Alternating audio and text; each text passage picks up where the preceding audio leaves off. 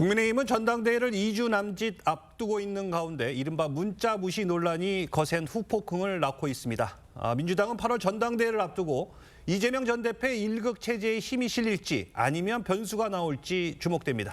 네, 이현종 문화일보 논설위원, 윤기찬 국민의힘 법률위 부위원장, 여선웅 전 청와대 선임행정관, 김진욱 전 민주당 대변인 나오셨습니다. 안녕하십니까? 안녕하세요. 네, 첫 번째 주제 보겠습니다. 국민의힘은 일부 원외 인사들이 한동훈 후보 사퇴 등의 여부를 다른 원외 인사들에게 물었고 반발이 쏟아져 나왔다고 합니다. 아까 전화 연결 보셨지만 기자회견까지도 할 예정이었다고 했는데 지금 상황 어떻게 보십니까? 참 문자 하나가 또다시 전국의 중요한 핵심적인 이슈가 된 것 같습니다. 지난주 목요일이었던가요? 아마 이 CBS 방송을 통해서 당시 선거 과정에 지난 1월 달이었습니다. 당시에 이제 김건희 여사가 한동훈 위원장에게 당에서 사과를 요구를 하면 명품백 관련한 거죠. 요구를 하면 하겠다라는 문자 메시지를 이제 한 5차례 정도 보냈다는 거죠. 근데 이제 한동훈 당시 위원장이 이를 읽고 대답하지 않았다. 소위 일십이라고 이야기를 합니다. 자, 그렇게 했다고 해서 그게 굉장히 논란이 됐습니다. 한동훈 후보 같은 경우는 자신의 이제 공적인 어떤 관계였기 때문에, 그리고 또 이 사과 문제에 대해서는 공적인 라인을 통해서 전달을 한 바 있다. 그렇기 때문에 이걸 사적으로 대답할 성격이 아니었다라고 이야기를 하고 있고, 지금 이제 이 원희룡 후보라든지 나경원 후보 등등은 이게 지금 영부인이 이렇게 사과 의사를 밝혔는데 왜 당시에 이 중요한 선거의 이슈를 당시에 어떤 당에서 논의하지 않고 했느냐. 결국 더 나아가서는 선거의 어떤 참패의 원인을 제공한 거 아니냐. 이렇게까지 이야기를 하고 있는 거죠. 자, 그러다 보니 이제 지난 주말 사이에 일부 이런 주장에 동의하는 일부 당협위원장들이 아마 전화를 돌린 것 같습니다. 그 한동훈 후보의 어떤 이 윤리위 어떤 이 해부라든지 또 징계라든지 이걸 요구했고, 좀 전에 보신 것처럼 한동훈 후보 측이나 또 일부 당협위원장들은 아니 이런 걸 가지고 지금 징계를 한다면 말이 되느냐라고 이제 하다가 원래 오늘 3시에 일부 당협위원장들이 이제 사퇴를 촉구하는 기자회견을 하려고 예상이 돼 있었습니다. 그렇지만 일십을 했다고 이걸 사퇴하라고 그런다는 건 너무한 거 아니냐. 이런 비판 여론이 있다 보니까 일단 좀 연기를 한 것 같습니다. 네. 알겠습니다. 이번 일로 거론되는 일이 있는데 바로 지난 전당대회 당시 초선 의원들이 연판장을 돌려서 나경원 후보를 낙마시킨 사태입니다. 그 사건과 이번 일을 비유하는 목소리들이 많은데 당시 나경원 후보 목소리와 김경률 전 비대위원의 최근 입장 들어보겠습니다. 저에게 오늘 이 정치 현실은 무척 낯섭니다. 저는 이번 국민의힘 전당대회에 출마하지 않습니다. 우리 당의 분열과 혼란에 대한 국민적 우려를 막고 화합과 단결로 돌아올 수 있다면 저는 용감하게 내려놓겠습니다. 나경원 의원도 말씀을 하셨지만 제2의 연판장 사태다. 언제고 나타날 수 있는 개연성이 있다. 그래서 이게 제2의 연판장 사태가 있을 거냐 없을 거냐 우리가 예측하고 예단할 문제가 아니라 일정 요건만 되면 어떤 조건만 충족되면 반드시 나타날 그럴 현상이다. 네, 연판장 사태가 우려된다. 또 당무 개입 아니냐 이런 지적들 속에서 오늘 대통령실이 처음으로 입장을 냈습니다. 대통령실은 일절 개입하지 않았다면서 전당대회 대통령실을 끌어들이지 말라는 겁니다. 대통령실이 어떻게 보면 경고 확실한 입장을 내놓은 것 같은데 정말 개입하지 않는다고 보시는 건가요? 글쎄 국민들께서 이런 입장을 내놨다고 해서 과연 용산이 전혀 개입하지 않을 거다라고 믿으실 분들은 별로 없어 보이긴 해요. 그러나 저렇게 메시지를 내지 않는다면 저것도 굉장히 큰 문제가 될 수 있기 때문에 일단 대통령실 입장에서는 일단 선을 확실히 긋는 모습을 보인 건데 그 과거에도 대통령실이 지난 3.8 전당대회에도 직접적으로 개입했지 않았느냐 하는 그런 비판, 또 그래서 그런 후과로 용산의 이 국민의힘이 용산 대통령실의 여의도 출장소가 아니었냐 이런 비판도 있었던 거거든요. 그런데 저 문제 그런 비판뿐만 아니라 자칫 잘못하다가는 이게 당무 개입으로 확인이 되는 순간 법적인 문제가 될 소지도 분명히 있다. 그래서 그런 부분들을 미연에 예방하는 차원에서 대통령실이 확실히 선을 긋는 모습인데, 어쨌든 이 문자라는 것은 두 사람이 주고받은 거지 않습니까? 김건희 여사와 한동훈 후보 사이에서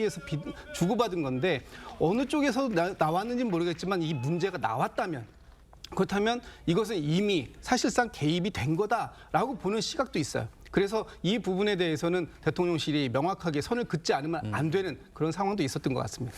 알겠습니다. 자, 그러자 오늘 한동훈 후보는 국민과 당원 동지들이 똑똑히 보게 하겠다. 연판장 구태를 극복하겠다. 이렇게 반격을 했습니다. 자, 적극적으로 정면 대응에 나서는 전략으로 보이는데 당심에는 어떤 영향을 미칠까요? 일단 한동훈 후보 입장에서 보면 제기된 문제에 대해서는 먼저 해명을 해야 돼요. 예. 지금 해명이 저는 아직까지는 충분치 않다고 보고요. 그러니까 연판장 사태라고 규정 짓는데 그러니까 당협위원장들이 이런 연판장 관련해서 누구 사퇴해라, 징계 회부해라라고 조직적으로 움직이는 것은 옳지는 않죠. 그러나 그 조직을 이끄는 사람, 움직임을 주문하고 이끄는 사람이 대통령실이라는 증거가 아직도 없어요. 예. 저렇게 규정하게 되면요, 마치 대통령실이 네. 제1의 연판장 사태 했던 대통령실이 제2의 연판장 사태까지 한다. 이런 식의 맥락이 숨어 있는 거 아니겠습니까? 저건 전쟁하자는 거죠. 그러니까 저런 식의 표현은 맞지 않는 거고 분명히 진상규명을 해서 거기에 예를 들어서 모 의원이 개입돼 있다 하더라도 그 모 의원이 본인이 자발적인 의사인지 아니면 그야말로 뭐 어떤 또 다른 의사가 거기 개입돼 있는지 여부는 아직 알아보고 있지 않잖아요. 또 하나 한동훈 후보를 지지하는 여러 당협위원장들의 의사표시는 그러면 아주 객관적이고 합리적인 거고 한동훈 후보를 비판하는 당협위원장들의 모임 등은 이건 좀 비합리적인가요? 이런 식의 어떤 규정을 짓는 것이 저는 한동훈 후보가 오히려 구태적인 반응을 보이는 거다 이렇게 생각을 하고 네. 또 하나는 이 문자 관련해서요. 이 문자가 김건희 여사와 주고받은 문자이기 때문에 대통령실에 연관돼 있는 것처럼 보이지만 김건희 여사가 관련돼 있기 때문에 그렇습니다. 본인이 당사자예요. 본인이 사과의 주체가 되는 거잖아요. 그리고 그 당시 보면 작년도 그게 12월 달부터 불거진 문제들이잖아요. 네. 그런데 그때는 김건희 특검법이 통과된 이후에 대통령이 재의요구한 이후에요. 근데 이걸 민주당이 바로 재의결에 붙이지 않고 계속 끕니다. 그래서 2월 말까지 끌고 가요. 네. 그러니까 김건희 여사와 관련된 문제가 총선의 유불리에 상당히 영향을 미칠 우려가 있는 사안이었어요. 그러니까 좀 공적인 사안인 거죠. 그러니까 수단이 연락을 주고받는 수단이 뭐 개인적인 메시지라고 해서 그 사안 자체를 이게 사적인 사안이다 이렇게 평가하는 것 자체는 저는 이해할 수 없는 거고요. 두 번째, 자 비대위원장직이면 여러 가지 유불리에도 불구하고 본인이 받는 타격 여부에 불구하고 김건희 여사의 개인적인 관계, 대통령과의 개인적인 관계에 불구하고 이것이 총선 전략에 어떤 유리함으로 비출 것인지 아니 불리함으로 비출 것인지 전략적 판단해야 될 거 아니겠습니까? 자, 그 전략적 판단 본인 혼자 할 거예요? 이거 분명히 비대위 회의에 비공개라도 붙여놓고 그다음 선대가 3월 달에 출발한 이후에 뒤늦게라도 붙이고 이런 절차가 전혀 없었다는 거죠. 네. 마지막으로 지금 한동훈 후보가 이전에 했던 해명과 다시 안 맞는다는 거예요. 이전에 이게 처음 불거진 문제가 아니고 1월 달에도 불거졌잖아요. 예. 그때는 박정환 수석 대변인하고 한동훈 비대위원장이 뭐라 그랬냐면 이건 대통령실과 공적으로 논의한 적이 없다라고 얘기했어요. 이런 안 맞는 부분, 그다음에 전략적으로 실패했다는 다른 후보의 주장 이런 것들에 대해서는 분명한 합리적 해명을 해야 된다. 그리고 나서 네. 제2의 연판장이든 뭐든 언급을 해야 되는 거고 이걸 뭉뚱거려 가지고 하게 되면 그 자체가 구태적인 반응인 거죠. 네. 이 같은 문자 무시 논란에 대해 나머지 세 후보는 어제까지 한동훈 후보를 향해 공세 수위를 굉장히 높였는데요. 어제 나온 목소리 들어보겠습니다. 구차한 변명을 계속하는 것이 본인을 스스로 옹색하게 만든다고 생각을 합니다. 사실상 해당 행위라고 볼 수 있습니다. 사과 또는 그 이상의 조치도 결정에 따르겠다라고 했는데 대답도 안 한 채로 이것을 뭉갰다. 과연 선거를 책임진 비대위원장으로서 그때 책임을 다한 것인가? 한동훈 위원장께서 김건희 여사의 문자를 5차례 씹었다는 거 아닙니까? 사과로서 일단 낙하는 게 어떻겠냐. 그리고 원희룡 후보도 이 문제를 계속 끌고 가기보다는 이거에 대해서 이제 좀 자제해야 되지 않나. 오늘 세 후보의 결은 조금씩 달라지고 있습니다. 먼저 이 나경원 후보는 이래서 한동훈, 원희룡 후보가 총선에서 졌다 이렇게 얘기를 했고요. 윤상현 후보는 원희룡 후보는 자중해야 한다 이렇게 얘기하고 있습니다. 자, 후보들의 전략들의 어떤 셈법, 배경 있을까요? 저는 지금 이 문자 논란 관련해서 새 후보의 약간 스탠스가 약간 좀 갈리고 있다. 그리고 그럴 수밖에 없다고 생각을 하는데요. 왜냐하면 원희룡 후보 같은 경우에는 완전히 이제 친윤 후보 포지션에서 한동훈 후보를 비판하고 있고 나경원 후보 같은 경우는 뭐 여전히 약간 비윤이라서 양쪽 다 비판적이고. 근데 약간 이 문제 관련해서는 한동훈 후보를 조금 더 공격을 조금 하는 것 같고요. 그리고 윤상 후보 같은 경우에도 두 후보를 다 이제 뭐 다 양자 비판하는 그런 입장인데요. 저는 여기서 이제 한동훈 후보가 약간은 어떻게 보면은 원희룡 후보의 이후에 네거티브 전략에 약간 좀 말리고 있는 것이 아닌가 이런 생각이 들어요. 예전에도 계속 이제 뭐 총선 패배 책임자, 총선 패배 책임론 그리고 이 배신자론을 확실하게 보여준 게 저는 이 문자 사건이라고 보거든요. 그러니까 결국에는 정무적으로 판단을 잘 못해서 김건희 여사의 사과를 놓쳤다. 그리고 또 하나는 김건희 여사가 그렇게 친한데도 불구하고 뭔가 본인의 뭐 정무적인 판단에 이어서 여기서 쉽게 말하면 절윤을 여기서 이때 1월부터 한 거죠. 이거를 보고 이 원희룡 후보가 공격하는 책임자 그리고 배신자론이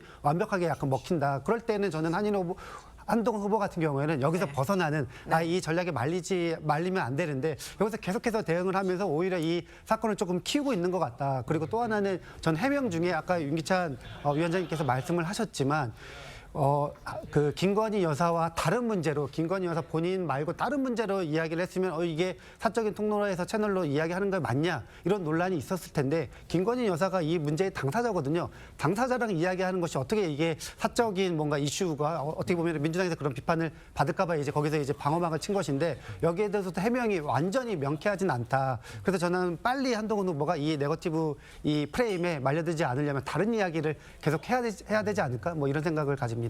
알겠습니다. 자, 근데 원희룡 후보는요, 그 한 후보와 김 여사 둘 중 한 분은 거짓말을 하고 있다. 그래서 문자를 모두 공개하는 것이 오해를 푸는 유일한 방법이다라고 얘기를 했는데 문자 전문 공개해야 된다고 보시나요? 아니 개인적으로 이렇게 오가 문자를 공개한다는 게 이게 무슨 도움이 될까요? 저는 그렇게 봅니다. 이게 지금 최근에 지난번 뭐 서울의 소리라든지 또 최재형 목사 문제라든지 다 이 문자가 공개됨으로 해서 큰 파문이 있었지 않습니까? 특히 이제 대통령 영부인과 어떤 비대위원장 간에 관한 문자는 극히 두 사람 간의 어떤 문자인데 이걸 지금 다 공개하라고 그러면 그럼 만약 그렇게 해서 여러 가지 내용들이 공개가 됐을 경우에 그에 대한 후폭풍들을 어떻게 감당할 수 있을 것인지 저는 그게 우려스럽습니다. 네. 자, 그리고 또한 이게 문자라는 게 당시에 이제 김건희 여사의 사과 문제는 단순히 이거는 뭐 개인적인 문제가 아니잖아요. 그렇죠. 당시에 그렇다면 이 문제는 대통령실에서 결정을 해서 대통령실에서 실행하면 되는 문제예요. 아니 사과 문제를 왜 당이 결정을 해야 되는 건가요? 저는 좀 그게 이해가 안 됩니다. 왜냐 이 사건의 주체, 책임 이것 자체는 대통령실에서 공식 라인을 통해서 결정해서 실행하면 되는 문제잖아요. 근데 문제는 이걸 당으로 책임을 넘겼단 말이에요. 근데 대통령실은 그 다음에는 일체 행동이 없었습니다. 최근에 대통령이 이제 기자회견에서 사과라는 이야기를 썼지만 그 이후에 사과를 하지 않았잖아요. 그럼 한동훈 위원장 때문에 지금 사과를 하지 않았다는 그 논법이 되나요? 그러니까 한동훈 위원장 하라 그랬으면 하고 안 하라 그랬으면 안 하고 이런 건가요? 그러니까 이게 그 한동훈 위원장이 또 공개적으로 그 이야기를 했습니다. 국민의 눈높이에 맞게끔 처리를 해달라라는 이야기를 했어요. 그렇다면 그거 자체는 결국은 사과에 대한 어떤 입장 표명을 하라는 이야기 아니겠습니까? 자, 그런데도 불구하고 이 문자의 보냈다는 것 자체가 저는 이게 이 공식적인 어떤 중요한 사안 자체를 그럼 대통령실의 비서실장과 정무수석은 뭐 하고 있는 건가요? 거기서 논의해야 될 사안 아닌가요? 대통령이 결정해야 될 사안이고 그거를 그 라인을 통해서 이야기했다는 게 일단 이해가 되지 않는 거고 그러니까 지금도 마찬가지입니다. 아니 어떻게 두 사람 간의 문자가 이렇게 공개될 수 있죠? 저는 그거 자체가 의문스러워요. 누가 공개를 했을까? 아니 그것이 예를 들어서 이 공개를 했을 경우에 나타날 수 있는 파문이나 등등이 있을 텐데 누군가는 공개를 했을 텐데 글쎄요. 저는 이것 자체가 지금 이 전국을 정말 정권을 운영하는 사람들의 어떤 행위로서 볼 때는 굉장히 부적절하다는 생각이 듭니다. 제가 조금 보태면은 이제 말씀을 일단 동의하고요. 다만 제가 생각해 볼 때 이런 점 아쉬웠어요. 왜냐하면 제가 만약 한동훈 당시 비대위원장 입장이었다 그러면 이게 이제 선거 전략상 사과하는 것이 옳은지 그러니까 이 사과하는 것이 옳은 거 그런 걸 떠나서 선거에 긍정적 영향인지 부정적 영향인지에 대해서 갑론을박이 있었어요. 물론 그때 공천전이기 때문에 잘 보고 싶은 사람도 있었겠죠. 따라서 모 의원들은 사과하지 말아야 된다. 근데 많은 사람들은 사과해야 된다라고 보는 사람들이 많단 말이에요. 그러면 한동훈 비대위원장은 본인이 비대위원장 수락연설을 할 때 나는 출마하지 않겠다 그랬어요. 가장 객관적으로 볼 수 있는 분이거든요. 그러니까 공천을 앞둔 사람들은 사실은 대통령실의 눈치를 보는 것이 현실적입니다. 현실이고. 그러니까 공천을 앞두지 않으신 분이 의견을 물을 수 있는 거 아니겠어요? 그러니까 이게 당의 입장을 선거 전략상 입장을 알려달라고 이거 물을 수 있는 거예요. 그 누구든지. 그러니까 거기에 대해서 답은 해야 됐다. 예를 들어서 이게 이래서 부당하다 아니면 저희 의논해보겠다. 이런 답은 해주고 나서 왜냐 이게 예의나 모욕 이런 걸 떠나야 되는 겁니다. 이게 모욕과 예의 범위가 아니라고 봐요, 저는. 네. 국민의힘의 선거 전략상의 문제인 거죠. 그런 차원에서 비판을 하는 것이지 아니 김건희 여사하고 한동훈 위원장하고 두 분이 어떤 관계이든 어떤 모욕감을 줬든 이런 거는 좀 관심 없어요. 근데 그냥 저도 후보자였지만 선거 때 어떤 것이 유리한지 불리한 것에 대해서 한동훈 비대위원장은 당연히 판단했어야 된다. 그 판단을 반영한 회의라도 있어야 되는 거고. 정무적인 판단이 좀 없었다. 당연한 거죠. 그거를 갖다 지금에 와서 대통령실 당신들이 알아서 할 얘기다 이렇게 하는 것은 맞는 얘기지만 당시 선거를 앞둔 국면에서는 조금 저는 이해하기 어렵다. 제가 좀 한마디 좀 첨언을 해야 될 것 예, 같아요. 예. 저는 문자를 공개해야 된다는 쪽으로 말씀을 좀 드려보고 싶어요. 네. 왜냐하면 지금 이 문자를 처음에 공개가 됐을 땐 김건희 여사께서는 이 명품백 수수에 대해서 사과를 할 의지를 갖고 있었다라는 거잖아요. 그런데 한동훈 후보는 지금 그 당시 본인의 기억으로는 여사께서 사과하려고 하는 의지가 별로 없었다. 이것은 구구하게 하면 안 되는 이유가 더 많았다. 이렇게 지금 얘기를 하고 있어요. 양측의 진실 공방인데 예. 이 부분에 있어서 뭐 예의 문제는 저도 떠나야 된다고 생각하고요. 국민들은 정말 궁금해요. 지금 이게 여사는 이 문제가 총선 과정에서 시작이 됐지만 지금까지 풀리지 않은 숙제지 않습니까? 그렇기 때문에 국민들은 여전히 궁금해하거든요. 여사께서 진짜 사과의 의지가 있었다면 왜 지금까지 사과를 안 하고 계신 건지, 아니면 당시에 사과의 뜻은 보냈지만 정말로 사과하고 싶지 않았던 것을 얘기하는 거라면 지금 그 문제를 어떻게 풀어갈 건지 하는 부분도 이번 전당대회를 통해서 반드시 좀 규명이 좀 되고 해결책이 나와야 된다. 그런 측면에서 볼 때 이 문제는 공개돼야 되고요. 마지막으로 비대위원장으로서 당시에 이 문제가 가장 중요한 선거의 이슈였다면 여사를 어떻게 설득하든 대통령실에 어떻게 설득했든 이 문제의 사과를 이끌어냈어야 됐던 것이 아닌가라는 책임론에서 자유로울 수가 있을까 하는 부분도 좀 고민스럽습니다. 알겠습니다. 자, 다음 주제로 가보도록 하겠습니다. 자, 이번에는 민주당 관련 소식도 짚어보겠습니다. 다음 주 전당대회 후보 접수를 받는데 이재명 전 대표가 아직까지는 당권 도전 의사를 밝히지 않았지만 연임 도전, 기정사실로 봐야겠죠? 그렇죠. 그거는 변함없는 사실. 굳이 그러면 사퇴를 왜 했겠습니까? 예. 결국 이제 연임에 대한 어떤 전반적인 이제 아마 여론의 동향, 또 여론을 어떻게 하면 이제 이 계속 연임하는 데 부정적 여론을 줄일 것인가, 이 문제에 집중돼 있는 것이지. 실제로 하고 안 하고는 저는 큰 문제는 없을 것이다. 근데 문제는 이제 이렇게 연임을 했을 경우에 과연 당의 어떤 전적인 지지율이나 이런 것에 도움이 될 것인지, 이런 부분들, 또 지금 현재 계속되고 있는 어떤 사법적인 문제에 대한 어떤 처리 과정, 이거와 연결된 문제라든지 아마 그런 것들을 이제 고심을 하겠죠. 네. 더군다나 이제 당이 이렇게 돼버리면 이제 이재명 대표 정말 완벽한 1인 체제로 이제 갈 수밖에 없는 현실이지 않습니까? 예. 과연 그런 것들이 앞으로 도움이 될 건가? 이런 데 대한 이제 판단. 문제는 이제 또 아마 이제 김두관 전 의원이 어떻게 할지는 모르겠습니다만은 지금 이제 혼자 나올 경우는 굉장히 부담스러울 거예요. 그러니까 김두관 전 의원이 아마 좀 나와주면 그나마 그래도 모양새를 취할 텐데 문제는 선거라는 게 그렇습니다. 지금 저희가 이제 국민의힘 좀 전에 이제 경선 이야기했지만 선거란 거냐 한 번 더 붙어놓으면 그냥 끝나는 게 아니잖아요. 서로도 비판을 해야 되잖아요. 네. 그러면 이게 자칫하면 이재명 대표 체제에 대한 어떤 비판이 그동안 숨어 있었던 것들을 터뜨리는 효과도 있을 거예요. 그러니까 출마해서 플러스 되는 측면도 있고 출마하지 않아서 또 이 플러스 되는 측면이 있고 지금 한편으로는 걱정되는 부분은 출마를 했을 경우에 자칫하면 반 이재명 정서를 자극할 수 있는 가능성 이거 있기 때문에 아마 상당히 딜레마에 있을 겁니다. 그렇군요. 말씀하신 이 김두관 전 의원의 출마 여부가 굉장히 관심인데 경남노당 위원장 사퇴했다고 하더라고요. 그러면 출마에 좀 기운 거 아닌가라는 게 당내 의견이던데 일각에선 계란으로 바위치기 아닌가 이런 시각도 있고. 네, 김두관 전 의원 같은 경우에는 아마 이재명 대표를 이기겠다 이런 생각으로 출마하는 것 같지는 않아요. 본인도 이야기하듯이 지금 이재명 민주당이 일극 체제로 비판받고 있으니까 그것은 아니다. 내가 거기에 대해서 뭔가 다른 목소리를 내는 민주당을 보여주겠다. 이렇게 이제 출마 의지를 조금 밝히고 있는 것 같습니다. 지금 앵커께서 말씀하신 대로 경남 도당위원장 사퇴를 했기 때문에 아마도 이번 주에 예비 후보자 등록 기간이라서 이재명 대표는 물론이고 김두관 전 의원 같은 경우에도 아마 후보 등록을 하지 않을까 이렇게 생각을 하고 있고 당내에서는 분위기가 약간 좀 반반입니다. 예를 들어서 정성호, 박지원 의원 같은 경우에는 괜히 들러리 쓴다 나오는 게 본인한테도 또 도움이 되지 않을 것이다 이런 이야기도 있고 대표적인 친명 의원이라고 할 수도 있는 최민희 의원 같은 경우에는 나오는 게 도움된다 이러고 있거든요. 그리고 친명 내에서도 이재명 대표 혼자 만약에 이제 그 추대하는 분위기로 가면은 네. 전당대회에서 뭔가 약간 그림이 조금 이상하다. 오히려 한 명 정도는 출마하는 게 낫겠다. 그리고 김동완 후보 같은 경우에는 뭐 그렇게 이제 이재명 반명을 내세우면서 뭐 이렇게 이제 전당대회 아니면 선거 기간을 끌고 가지 않을 것이기 때문에 그래도 여러 명이 나오는 게 도움이 되지 않을까 이런 목소리가 좀 있습니다. 자, 지금 뭐 말씀하신 것처럼 일극 체제에 대한 좀 비판이 있고 있는데, 자, 이 대표 경선과 달리 최고위원 레이스는 그런데 뜨거운 경쟁이 펼쳐지고 있습니다. 하지만 이 최고위원 후보들 대부분이 이 친명계인데다가 그러다 보니까 민주당 이재명 일극 체제가 더 강화되는 거 아니냐, 이런 우려의 목소리도 나오고 있거든요. 그렇죠. 뭐 의사결정 과정에서 이제 여러 다양한 당내 의견들이 반영되는 게 최고위의 기능이잖아요. 이제 물론 합의제는 아니고 협의제겠지만 다른 목소리들이 나와서 그것들이 의사결정에 녹아 들어야 되는데, 사실 저렇게 되면 물론 뭐 당원들이 뽑는 거니까 이의 제기할 수는 없지만 이재명 당대표에게도 아마 장기적으로는 부정적 영향을 미칠 것이다. 오히려 저는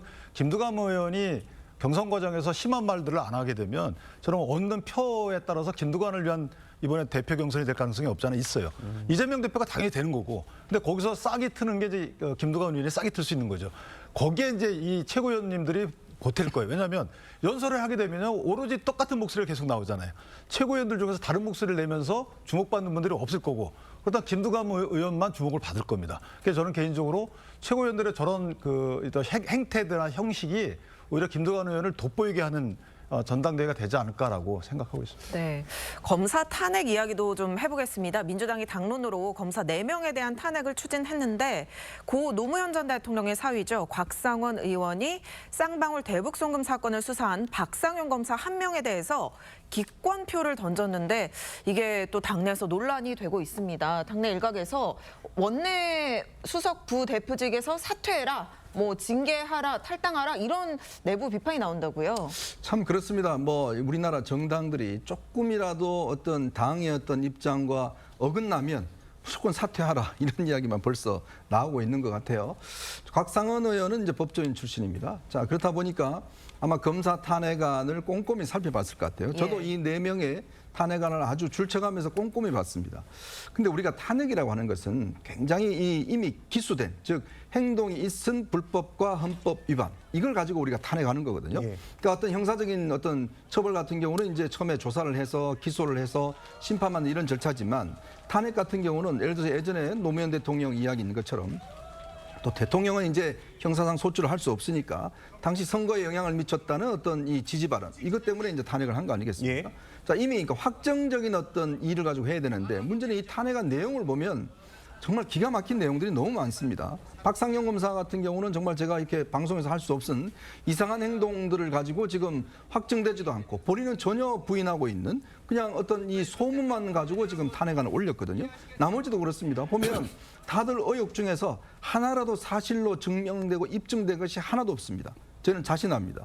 자, 그런데 그걸 가지고 지금 탄핵안을 올리니 곽상원 지금 의원 입장에서는 본인은 법조인의 양심이 있는데 이거는 아니지 않는가? 라는 것 때문에 지금 본인이 기권을 했잖아요. 그러니까 바로 지금 뭐 장외에서 그냥 이 비판하고 이러는 것인데, 이게 어떤 면에서 보면 앞으로 정말 이 당내에서 조금의 합리적이고 어떤 원칙적인 양심의 소리를 내면 바로 이렇게 당하는구나라는 느낌들이고, 특히 이 정말 탄핵안 가지고 한번 냉정하게 한번 보십시오. 정말 민주당 의원들도 냉정하게 한번 읽어보십시오. 과연 이게 정말 탄핵으로서 적절한 사유인지 아마 나중에 본인들 이 결정이 나오면 굉장히 창피하실 겁니다.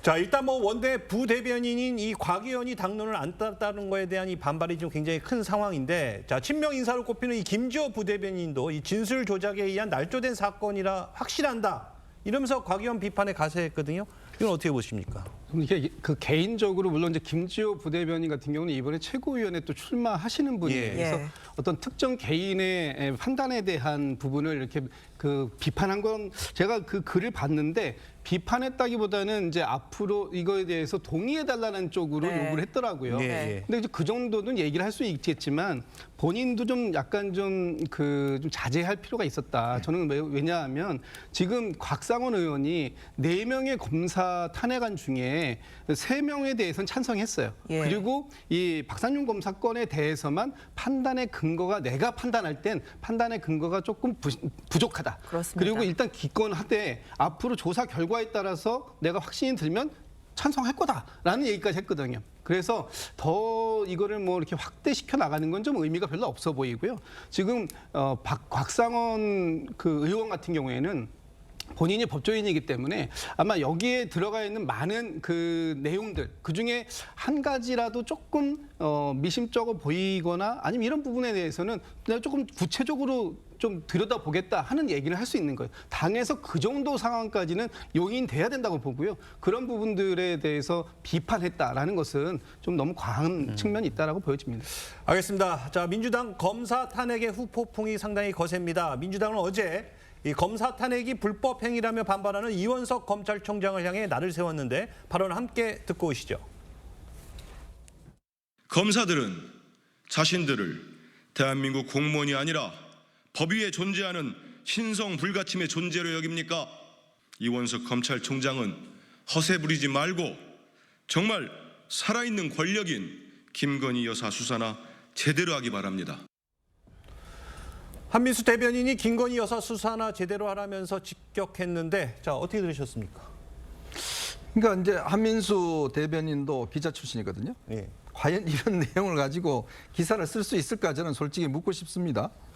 지금 보면 이런 탄핵이라는 아까 제가 말씀을 드렸습니다만은 근데 이 4명이 다 공통점이 있습니다. 그 뭐냐면 다 이재명 대표 관련된 수사를 했다라는 검사들이에요. 그리고 이미 이 한명숙 전 총리 같은 경우는 이미 12년 전 사건입니다. 자, 그걸 가지고 이제 와서 지금 이미 판결까지 다 끝났어요. 이미 재판 판결 다 끝났고 그리고 어떤 적용 법조 이거 예를 들어서 검찰에서 명예훼손 사건을 수사할 수 없다라고 해서 그거 가지고 또 탄핵을 했는데 문제는 그 명예훼손만 있는 게 아니라 배임 증수죄 혐의가 같이 묶여지는 사건이에요. 근데 이미 법원에 판단을 내렸습니다. 자, 그걸 가지고 한다라는 거지. 좀 전에 뭐 지금 검사 회유, 뭐 술잔을 했다든지 아니 그게 본인이 지금 이 거부했지 않습니까? 거부한 게 아니라 반대로 이야기하지 않습니까? 지금 이화영 전 경제부지사가 평화부지사가 이야기하지 않습니까? 자기 그렇게 술 안 마셨다고. 근데 뭐라고 그랬습니까? 처음에 이 나왔을 때 이재명 대표가 이거 100% 사실이라고 그랬잖아요. 근데 뭐가 사실이죠? 자, 이런 걸 가지고 자꾸 국민들을 하니까 탄핵에 대한 것들에 대한 신빙성이 떨어지고 더군다나 지금 조사를 하겠다는 거 아니겠어요? 그 의미는 아니 이미 기소장을 내놨는데 이제 수사하겠다는 이야기가 똑같은 거 아닌가 저는 그런 생각이 듭니다. 아니 조사를 왜 합니까? 이미 탄핵안이 됐으면 제가 말씀드렸잖아요. 탄핵안이라는 거는 명백한 이미 기소된 사건에 대해 하는 건데 이제 조사해서 살펴보겠다? 네. 아니 그러면 공수처 수사를 해야죠. 왜 탄핵을 합니까? 알겠습니다. 자, 김용민 원내 정책수석 부대표는요, 이 집단 행동으로 국회 기능을 무력화하면 이건 내란 행위다라고 얘기를 했거든요. 이 점에 대해서는 어떻게 생각하십니까? 저는 이제 민주당이 이번에 검사 탄핵 이런 뭐 행보에 대해서 약간은 좀 비판적이고 조금 신중했으면 좋겠다 이런 생각을 가지고 있는 사람인데요. 네. 그럼에도 불구하고 저는 뭐 군인, 경찰 이런 이제 국민의 기본권을 제한할 수 있는 권한을 가진 집단들 있잖아요. 근데 그 중에 검사도 마찬가지인데 이 검사분들이 한 번에 모여가지고 집단 행동으로 뭔가 어쨌든 이것도 민주당의 탄핵 소추 발의도 어쨌든 국회의 권한이거든요. 이 권한을 실행한 것 자체에 대해서 집단 행동을 한 것 자체는 굉장히 약간 좀 부적절하다. 그래서 저는 이 검찰에 어떻게 보면은 국회에 대항하는 뭐 그러니까 항명하는 것처럼 보이거든요. 그래서 이거는 좀 자제돼야 되지 않을까 이런 생각을 가지고 있습니다. 네, 검찰도 물러서지 않고 정면 대결에 나서면서 민주당과 검찰의 대결로 치닫는 모습인데 이원석 검찰총장은 법적 대응을 시사했고요. 여기에 또 검사 4명이 모두 민주당이나 이재명 전 대표를 수사한 검사들이라는 점에서 보복성 탄핵 아니냐 이런 지적 계속 나오고 있는데 또 법조인이시잖아요. 법조인 출신으로서 어떻게 보시는지 궁금하거든요. 그 보복성 탄핵 또는 재판 진행 방해 탄핵, 그다음에 수사 진행 방해 탄핵이죠. 왜냐하면 저게 탄핵 사유가 명백하다 그러면 예전에 안동환 검사 같은 경우에는 뭐 기각이 됐지만 어쨌든 이전에 재판 과정, 수사 과정이 다 어느 정도 드러난 사안이잖아요. 예. 이것이 탄핵에 해당하는지 여부에 대한 판단만 남았었거든요. 근데 지금 이 경우에는 전혀 달라요. 사실관계가 말씀하셨지만 이미 밝혀진 상태도 아니고 이미 아닌 것들이 밝혀진 상황이 많아요. 탄핵 사유 중에. 그렇다면 면책특권, 국회의원이 이제 표결과 발언에 대해서 이건 뭐 형사상, 민사상 책임 안 진다. 이게 면책특권 아니겠어요? 근데 만약에 허위임이 명백함에도 불구하고 본인이 알면서도 그런 발언을 했다, 표결을 했다. 그럼 그거는 명예훼손죄가 되는 거예요. 그래서 아마 검사들이 고소를 한 것 같고 저는 개인적으로 만약에 탄핵 소추를 갖다가 국민이 어떤 피해를 입었던 사안에 대해서 탄핵 소추를 하게 되면 그나마 이해를 합니다. 근데 아까 4명의 이 사안들 보면요. 대장동 수사 2명, 그다음에 대북송금 사건 수사 1명, 그다음에 돈봉투 사건 수사 1명이에요. 네. 전부 다 민주당 내지 민주당 관계자분들에 대해 수사합니다. 이게 국민과 무슨 상관이 있습니까? 거기에 대해서도 재판에 이 수사했던 사람들이 직관을 합니다. 직접 나서 공판 진행을 하죠. 이거 못하게 한 거죠. 그다음에 수사 하나 진행 중인 사건이 있죠. 예. 돈봉투 사건은요, 지금 출두를 안 합니다. 민주당 의원님들이. 근데 그분 탄핵하겠다는 거 아니겠어요? 그거 수사하지 말라는 거죠. 자, 이런 것들이 민생과 무슨 관련이 있죠? 그다음에 헌법 기초를 한 우리 헌법에 만든 사람들이 원래 이런 사정을 예정하고 했겠습니까? 저는 개인적으로 이거는 그러니까 직권을 남용한 거고 성역을 만든 거고, 글쎄요. 저는 김영민 의원님 말씀처럼 집단적으로 헌정 질서를 흔드는 거고, 다 이 주어를 바꾸면 돼요, 목적어나. 이거는 민주당이 좀 심각히 고민을 해보셔야 되는 사안이다라고 생각합니다. 알겠습니다. 자, 그러자 이원석 검찰총장은 어제 기존 재판과 수사를 원칙대로 하겠다면서 필벌이라는 단어를 꺼냈습니다. 직접 듣고 오시죠. 권력자를 수사하고 재판했다고 해서 그 검사를 탄핵한다면 우리에게 법치주의와 민주주의는 없는 것입니다. 저희가 지금껏 해오던 대로 기존의 수사와 재판을 오로지 증거와 법리에 따라서만 원칙대로 수행해서 죄를 지은 사람에게는 반드시 처벌이 뒤따른다, 필벌이다 하는 원칙을 지키도록 하겠습니다. 자, 뭐 지금 보신 것처럼 이 총장은 죄 지은 사람은 필벌하겠다라고 했는데 여기서 그 필벌 대상 사실상 어떻게 보면 이재명 대표를 겨냥한 거 아니냐 이런 얘기가 있거든요. 뭐 그렇겠죠. 근데 저는 이원석 검찰총장의 말씀, 뭐 원론적인 말씀으로는 맞지만 그 원론적인 부분에 일반인들이나 권력자는 해당되는데 그 못지않은 권력을 갖고 있는 검사들은 해당이 안 될까라는 측면을 전 지적을 좀 할 수밖에 없어요. 이재명 대표가 죄가 있으면 이재명 대표 죄값 받아야 되겠죠. 그와 마찬가지로 검사들도 불법적이고 위법적인 행위를 했다면 그에 따른 처벌을 받는 게 당연한 거 아닙니까? 그런 측면에서 지금 이원석 검찰총장의 말씀은 네. 한쪽으로만 편도되어 있는 이 제 식구 감싸기에 불과하다. 지금 검찰 스스로의 자정 기능을 보인 적 있습니까? 아까 윤기찬 부위원장님께서 안동환 검사 그 탄핵 기각을 말씀해 주셨으니까 저도 한 말씀만 드리겠습니다.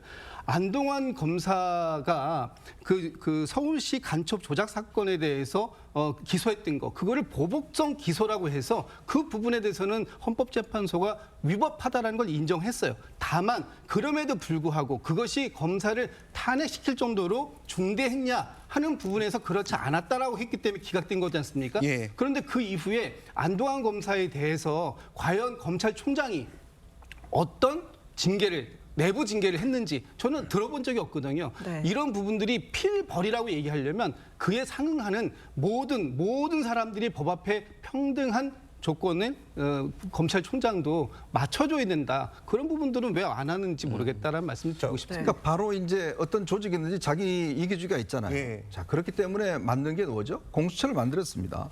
공수처라는 게 대통령을 비롯해서 지금 뭐 이 고위공직자들, 검사, 판사를 수사하는 기구 아니겠습니까? 민주당이 그렇게 해서 만들었잖아요. 근데 왜 그 기관은 지금 수사를 늦게 한다는 이유로 그냥 무시해버리죠? 자, 저런 사안이 있으면 공처 가서 수사해서 거기서 일단 걸러내고 확정된 사실이 있으면 그걸 가지고 탄핵하도 늦지 않는 거 아니겠습니까? 근데 이제 공처는 아무 소용이 없어요? 그럼 뭐겠습니까? 공처 그럼 해체해야죠. 아무 상관이 없는데. 근데 지금 보면 결국은 모든 것들을 다 지금 이 탄핵으로서 해결하려고 그러고, 그래서 검찰에서 아니 이거 부당하다 그러니까 내란이다 그러고, 본인들은 어떤 이 아직 확정되지도 않는 사실들에 대해서 탄핵하고 뭐하고 다 하는 거는 괜찮고, 검찰이 이거에 대해서 반발하는 거는 내란이라고 이야기할 수가 있는 건가요? 그리고 공처를 왜 만들었습니까, 그러면? 그 조직을 이용해야지. 그것 자체가 있는데도 불구하고 아예 무시해버리지 않습니까? 네, 이 공수처를 이용하면 된다. 그리고 이 탄핵 사유가 사실 확인이 입증이 안 됐는데 일단 탄핵을 해놓고 이유를 찾고 있다. 어떻게 보면 이런 주장이신데 이런 시각에 대해서는 어떻게 보세요? 뭐 일부 그렇게 보실 수도 있겠죠. 그러나 지금 공수처를 민주당이 만들었기 때문에 왜 민주당이 만들어 놓고서 그걸 믿지 못하느냐라고 하시는데, 민주당이 만든 거 맞습니다. 그러나 지금 이 공수처가 민주당 휘하에 있습니까? 아니잖아요. 행정부의 대통령이 행정부에 속해 있고요. 거기에서 대통령이 공수처장도 임명을 하는 지금 그런 상황입니다. 그런 상황 속에서 과연 이런 부분들을 제대로 할 수 있겠는가 하는 부분들 때문에 민주당이 탄핵이라는 것을 했다라는 거 말씀드리고요. 또 하나는 지금 탄핵안을 지난번처럼 헌법재판소로 바로 보내보니까 결국 이렇게 안동환 검사처럼 위법성이 인정돼도 그렇게 해서 기각이 되더라. 그렇기 때문에 정확하게 법사위에서 다시 한번 적법성이라든지 적절성을 따져보겠다 해서 지금 이 탄핵안에 대한 조사를 해보겠다라는 거 아닙니까? 이것도 안 된다, 저것도 안 된다고 하시면 그럼 어떤 방법이 있는가? 과연 그냥 공수처에다가 맡기면 다 해결이 되는가 하는 부분에서 다시 한번 좀 제가 좀 반문을 좀 드려보겠습니다. 네. 근데 이게 문제가 있는 게요. 일단 안동환 검사 같은 경우에는 오래전 일이기 때문에 징계 시효가 지났어요. 그러니까 검찰이 식구를 편드는 것이 아니고 징계할 법적 권한이 없습니다. 그리고 이제 이게 탄핵이 뭐가 문제냐면요. 공수처 수사를 통해서 사실관계 밝혀지면 또 수사기관의 수사를 통해서 밝혀지면 그때 탄핵소에 해당하는지 국회에서 자율적으로 결정하면 돼요. 그런데 탄핵 만약에 소추 의결을 하게 되면 직무정지됩니다. 이건 헌법재판소법을 그럼 민주당이 고쳐주면 돼요. 직무정지되게 되면 약 한 180일 정도, 6개월 정도가 기본적으로 직무수행 못 하잖아요. 그럼 현재 나가서 이재명 대표 공판 참여해야 되는데 못 하는 거죠. 수사 못 하죠. 이거 다 배제된 겁니다. 자, 이런 문제가 있는 거고요. 또 하나는 이제 만약에 법사위에 회부가 되잖아요. 그러면 거기에는 우리가 재판 과정, 수사 과정에서는 서로 공방이 있을 수 있어요. 근데 법사위 일방적으로 당합니다. 이게 인민재판에 회부되는 거예요. 그다음에 저분 검사들이 가가지고 그 법사위에 있는 두 분의 변호사 출신, 이재명 대표 및 그 관계자 변호했던 분들이 그분들한테 신문을 해요. 감정이 안 섞이겠습니까? 저는 이래서 객관적이지 못한 법사위에서 검사들 상대로 해서 신문하는 이런 절차를 통해서 뭔가 훼손시키는 느낌이 드는 거죠. 그래서 이거는 아무리 어떤 감정이 있고 목적이 있고 한다 하더라도 우리가 절차는 지켜야 되고 한계는 지켜야 된다. 그런 차원에서 보면 이런 건 하면 안 되는 거고, 마지막으로 아까 말씀드린 대로 만약에 민주당이 탄핵에 대해서 조금 더 공적인 이런 기능을 수행하는 거다라고 하시려면 탄핵 헌법재판소법 탄핵 소추 의결 시에는 직무가 정지된다는 거를 개정하면 그나마 저는 좀 믿어드리겠다라고 생각합니다. 민주당이 단독으로 또 법 고치면은 대통령께서 거부권 행사하실 거 아니에요? 아니, 그건 안 할 것 같아요. 알겠습니다. 자, 법사위에서는요, 이르면 7월 중순부터 이제 본격적인 조사가 진행될 것으로 보입니다. 자, 가장 먼저 조사하는 대상은 지난 국정농단 전국 당시에 장조 씨와 뒷거래 의혹을 받고 있는 김영철 검사로 알려졌는데 청문회 어떻게 전망하세요? 또 나가서 손 들고 있으라 그러겠죠. 뻔한 거 아니겠습니까? 가서 손 들고 있으라고 10분 퇴장시키고 그런 거 아니겠습니까? 그러니까 장시호 씨가 이 문제는요, 이미 본인이 밝혔습니다, 입장을. 자신이 좀 이게 과장되게 한 이유에서 친구한테 그렇게 했다라고 본인 자체가 스스로 사과도 하고 이미 이 사태가 밝혀지기 이전에 김 검사에게 미안하다고 그러고 사과까지 한 사안입니다. 그걸 가지고 지금 탄핵하겠다는 거 아니겠습니까? 우리가 뻔히 알지 않습니까? 정청래 위원장 어떻게 사회 볼지, 어떻게 할지 지난 입법청문회 봤지 않습니까? 예. 저는 정말 민주당이 잘못하는 게 뭐냐면 국민들의 신뢰를 얻을 수 있으려면 정말 이런 사안 자체, 특히 이런 문제 같은 경우는 비공개로 해서 정말 따져보는 그런 어떤 노력을 하면 모르겠는데 아마 예를 들어서 한번 보십시오. 이제 과간일 겁니다. 제가 볼 때는 미리 예측하건데, 그러니까 이런 식으로 창피 주기, 정말 모욕 주기 이런 식의 어떤 목적을 가지고 있다 그러면 앞으로 법사위에서 뭘 한들 과연 국민들이 뭐라고 이야기를 하겠습니까? 네, 말씀하셨지만 저희가 지난 해병대원 특검법 입법 청문회로 앞으로 있을 법사위 청문회 분위기 예상해 볼 수 있는데 이러한 검사 탄핵 사태 자체가 결국에는 이재명 전 대표에게 부담으로 작용할 거다라는 시각도 사실 있는 게 사실이거든요. 네, 그러니까 일부 보도에 따르면 대표가 약간 좀 부담스러워한다. 그런데 이거를 추진하는 의원들이 대표를 약간 설득했다. 이런 보도도 제가 본 것 같거든요. 이게 결과적으로 이재명 대표 아니면 민주당한테 크게 도움이 될지 도움이 되지 않을지는 여러 가지 이제 좀 다퉈볼 다퉈볼 여지가 조금 있는 것 같습니다. 저는 그럼에도 불구하고 저는 이제 검사 탄핵 자체가 민주당에 도움이 안 된다고 생각은 하지만 이거를 한번 따져볼 필요는 있다. 그리고 아까도 앞서 말씀드린 것처럼 검사들이 이걸 단체적으로 집단 행동을 보이면서 항명하는 듯한 모습을 보이는 것도 어떻게 보면 민주당한테 계속해서 명분을 주는 것이다. 좀 이렇게 생각을 하고 있고요. 그리고 저는 이제 윤기찬 부위원장님 말씀에 대부분 공감하는데 저는 검사들이 자정 능력이 지금까지 이제 자정 능력을 못 보여줬기 때문에 지금 여기서 그 직무정지나 이런 것을 굳이 고칠 필요가 있나? 저는 충분하게 여기서 따져보고 만약 여기서 팩트가 안 된 부분 또 각상 의원이 이야기한 것처럼 박상현 검사 같은 경우에는 약간은 이게 탄핵 사유인가 이렇게 이제 지금 나온 이슈에 대해서 탄핵 사유인가에 대해서는 일부 약간 좀 의문을 가진 사람들이 좀 많다고 생각하거든요. 그래서 저는 이 법사위에서 한번 따져보면 어떨까 이런 생각을 가지고 있습니다. 자, 그래서 말씀드리는데 이 4명의 탄핵 대상 검사들 가운데 3명이 직접적으로 이재명 전 대표 수사와 연관이 돼 있기 때문에 어떻게 보면 한 발 약간 떨어져 있는 이 김영철 검사 먼저 부른 다음에 약간 여론 눈치를 한번 보려고 하는 거 아니냐 이런 지적도 있거든요. 뭐 그럴 수도 있고요. 김영철 검사는 사실은 이제 반부패 수사부장 할 때 민주당 돈봉투 사건을 했던 사람이에요. 그리고 현재는 그 대검의 반부패 수사 과장하고 있고 총괄하고 있는 거죠. 따라 저는 그 돈봉투 사건의 수사를 뭐 제 개인적인 생각은 좀 덜 되게 하기 위한 겁방용 또는 수사 방해용이다. 업무정지되면 수사 지휘 어렵잖아요. 그러니까 저는 돈봉투 사건의 수사 대상 그 의원님들이 현재 안 나옵니다. 3차 수사까지는 안 나와요. 그럼 이제 강제 수사하겠다고 언론에 나왔잖아요. 강제 수사를 막기 위한 저는 그런 선택이지 않겠는가라는 생각합니다. 이거에 대해서 어떻게 생각하십니까? 글쎄요, 뭐 지금 그 거기에 의원님들 해당일에 되신다는 의원들이 본인들의 무죄를 굉장히 강하게 주장을 하고 계세요. 그렇다고 그리고 이게 지금 여러 경로를 통해 가지고 강제 수사를 하신 분들도 있는데 그분들조차도 수사가 제대로 진행되는 게 없어요. 그렇다 보면 사실상 그 앞에서 했던 수사도 제대로 못 해놓고 더 수사를 크게 확대시켜서 벌리기만 하겠다? 그거에 말맞다는 민주당 의원들 모욕 주고 망신 주려고 하는 거 아닌가라는 생각을 하기에 충분하다. 그래서 저는 뭐 그 부분 때문에 뭐 이 김영철 검사에 대한 탄핵안을 먼저 하겠다라고 저는 보진 않습니다. 뭐 다 저기 나름의 순서를 정하는 바가 있겠죠. 네. 근데 어쨌든 뭐 지금 그 현재 진행 중인 수사를 무마시키거나 연장시키거나 아니면은 겁박 주려고 하는 그 노력은 아닌 것 같다라고 저는 말씀드리고 제가 싶습니다. 10초만 말씀드리면 예. 아니 윤관석 의원님께서 봉투 10개를 줬다고 일단 재판장에서 얘기를 했어요. 근데 10개를 누구한테 줬냐라고 물어보니까 그건 당신들이 밝혀라 검찰 이렇게 얘기했단 말이죠. 그러니까 검찰 입장에서는 일단 기본적으로 10명은 밝혀야 돼요. 안 그러면 이건 수사미진이죠. 직무유기죠. 하기 때문에 저는 수사를 할 수밖에 없는 상황이다. 그런 건 민주당이 좀 참조를 해줘야 될 것 같다는 생각. 아마 청문회에 김영철 검사 나와서 이야기할지도 모르죠. 아, 그렇습니까? 뭐 기대해 보겠습니다. 알겠습니다. 자, 지금까지 정치권 쟁점 짚어봤습니다. 감사합니다. 감사합니다. 예, 수고하셨습니다.